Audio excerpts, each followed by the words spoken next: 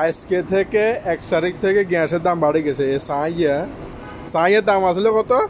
মাত্র 1 টাকা। আজকে লইছি কত? আমরা 1.5 টাকা।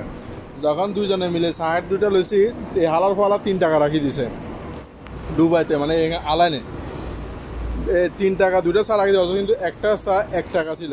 এখন এতে বলতেছে কি গ্যাসের দাম নাকি বলে বাড়ে গেছে। ইন্ডিংয়ের লগে এখানে দোকান, এদের লগে তর্ক হয়েছে, চা এতে বলতেছে 1.5 টাকা।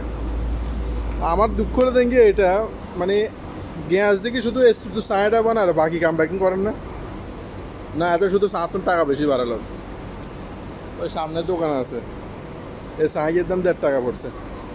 তো দুবাইতে মানুষে কয় টাকা ইনকাম করবো, কয় টাকা খাইবো? চাইকে যদি আমরা 1.5 টাকা, কদিন হরে করবো 2 টাকা। মানে 1 দারামের চাইকে যদি 2 দারাম হয়ে যায়, তো তাহলে মানুষে কেমনে কি খাইবো? 1600-1700 টাকার বেতনে সরি করিয়ারে যদি কেন চা যদি খাইতে হয় 2 টাকার ধরে, তো তাহলে তো মানে এখানে ডুবাইতুন বাংলাদেশের টাকা পাঠানো বহুত কঠিন হয়ে যাবে।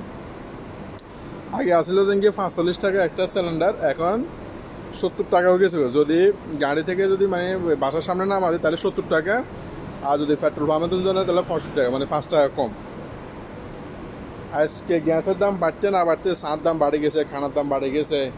যে জিনিস মানুষের 1 টাকা দিয়ে খাইতো সেই জিনিস এখন 2 টাকা দিয়ে লাগে। বুঝিয়েন না কি সমস্যা?